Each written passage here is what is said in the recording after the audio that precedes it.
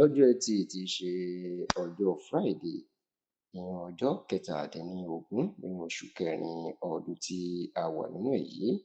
the 17th of April 2026, ìní erímàwo tí àjànàkú tó sùn bí òkè,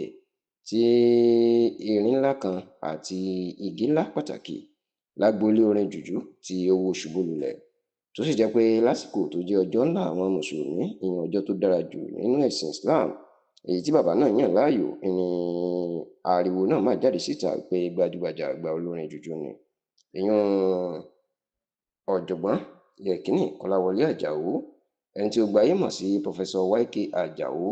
Ike bàbá náà ó ti jáde láyé ò lẹ́ni ọdún 72 72 years of age, tó sì jẹ́ pé káàkiri orílẹ̀-èdè Nàìjíríà àti káàkiri àgbáyé ni àwọn èèyàn ni wọ́n ti ń ṣèdárò bàbá náà, ni wọ́n ti ń fọ̀rọ̀ síta láti sọ pé akọni kan ó ti lọ láàrin àwọn olórin jùjú. Bó tilẹ̀ jẹ́ pé títí dásìkò tí tẹlifíṣàn Yorùbá Tòótọ́ tá ń ṣe àkójọpọ̀ ìròyìn yìí, kò tíì sí ẹni tó mọ pàtó irú ikú tó pa ọ̀jọ̀gbọ́n YK Àjàó tó jẹ́ akọni olórin jùjú, ṣùgbọ́n àwọn tí ó súnmọ́ ọ̀jọ̀gbọ́n YK Àjàó tí wọ́n bá tẹlifíṣàn Yorùbá Tòótọ́ sọ̀rọ̀ jẹ́ kó di mọ̀ pé ó ti rẹ bàbá náà láti ọjọ́ mélòó kan sẹ́yìn, bẹ́ẹ̀ ni wọ́n ló ń gba ìtọ́jú ní ilé ìwòsàn, ṣùgbọ́n tí wọ́n ní kò tiẹ̀ pẹ́ tí ó jẹ oúnjẹ ọ̀sán tán lọ́jọ́ Ẹtì tí í ṣe Friday ọ̀sẹ̀ tí ó kọjá yìí, tí ẹlẹ́mìí gbà tí bàbá náà tó sì dágbére fáyé, èyí tó fa ariwo ńlá káàkiri orílẹ̀-èdè Nàìjíríà.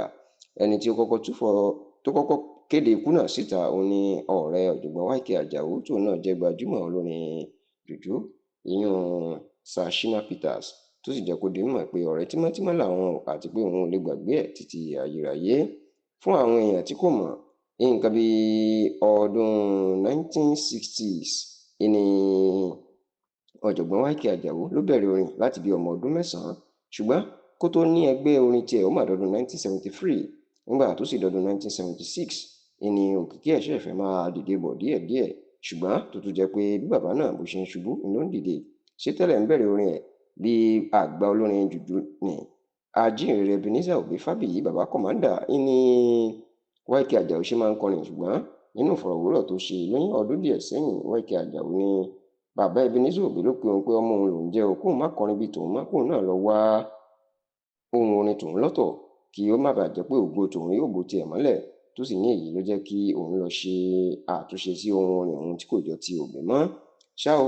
nǹkan bí ọdún 1990s ni àránṣe ló dé fún YK Àjàó nígbà tó gbé rẹ́kọ̀dù Makusa Series 1 jáde, òun ló sì sọ di olókìkí. Kódà ó tún ṣe Makusa Series 2, tó sì jẹ́ pé látìgbà náà ní òkìkí YK Àjàó ènìyàn ó ti bú jáde gan. Nígbà tó ṣẹ̀ṣẹ̀ bẹ̀rẹ̀ orin, ẹni tó mú gẹ́gẹ́ bí àwòkọ́ṣe ni olùdásílẹ̀ orin Fújì olóògbé Síkírù Àyìndé Àgbájọlá Balógun, ìyẹn Barrister, tó sì jẹ́ pé ẹni tí ó mú bí bàbá àsàlẹ̀ àti bàbá bàbá ó ní Ajíhìnrere Ebenezer Obey Fábíyì, ìyẹn bàbá kọ̀mándà.